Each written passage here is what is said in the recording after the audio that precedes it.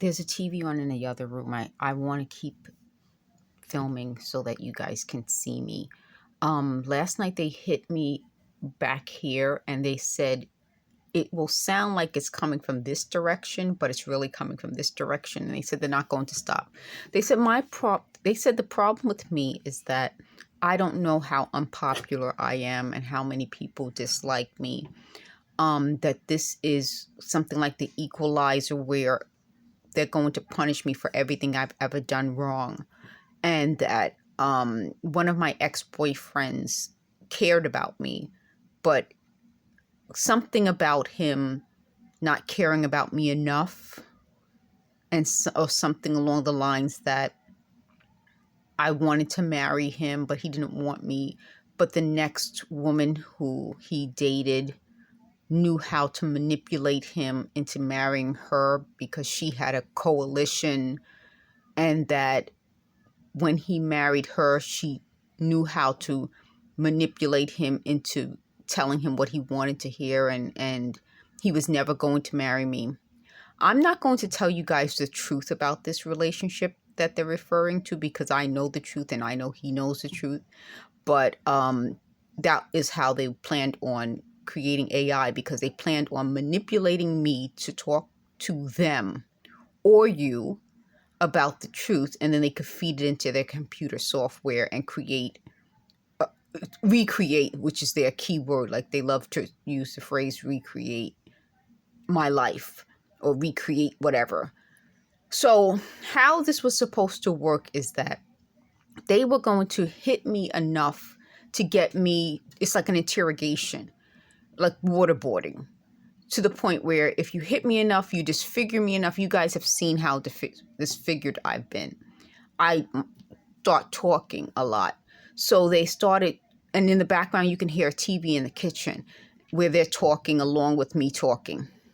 And what they figured would happen was eventually I would start talking, because if you're tortured, you start to talk. That's what happens.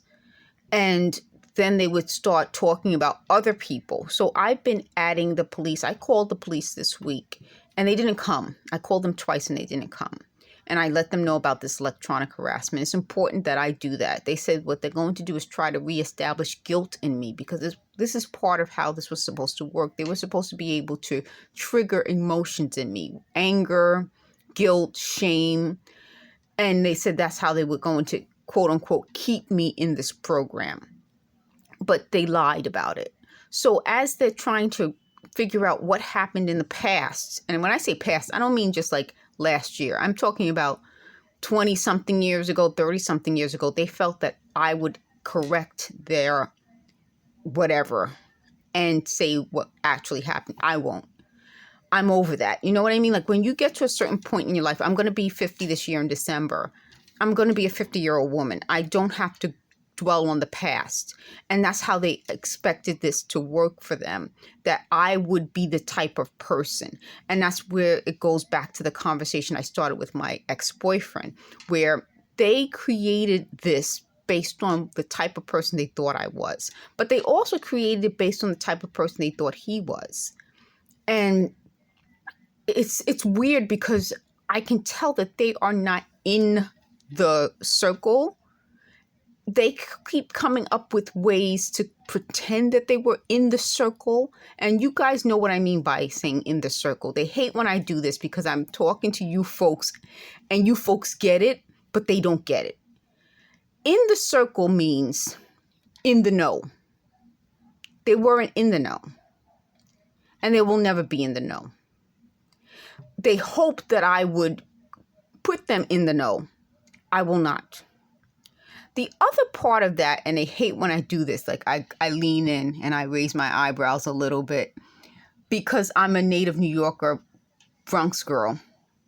And those of you who are from the Bronx, you recognize the little ways I phrase things. They said I started saying folks instead of you guys.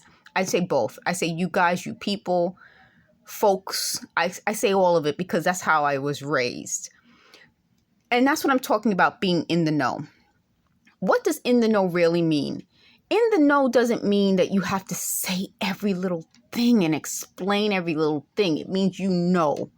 You understand that look. My stomach just growled, which they said is part of this thing that they created for me. So when they talk about killing me, and then they talk me to death day and night, 24/7, those of us in the know understand there's something more that they want. There's something else. And this little look I'm giving you is when, as a Bronx person, anyone who's in the know knows I'm on to them. I got their number. So yes, they are trying to kill me, but they're also trying to get something from me. They want something. And that's part of what this is about. So for all of us who are victims of their system, their sophisticated technology, we get that if I'm going to die, and I'm telling you this, folks, if I'm going to die, I'm not going to die without exposing these people so that maybe this is something that I've left the world. I may not be able to leave the world with everything, but I will leave the world with something. And this is my something that I'm leaving the world with. Thanks for watching.